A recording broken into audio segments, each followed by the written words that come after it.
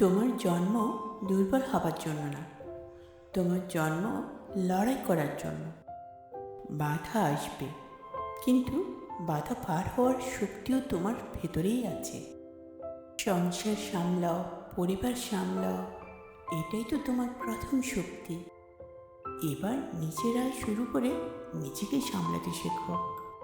যে মেয়ে আয় করে তার সামনে কোনো দেওয়াল টিকতে পারে না, সেই দিন তুমি বুঝবে তোমাকে ভাঙা সম্ভব না। মেয়েদের স্বাধীনতা কারো দান নয়, তাদের অর্জন। যত শক্ত হবে তোমার পরের প্রজন্ম তত সুন্দর হবে।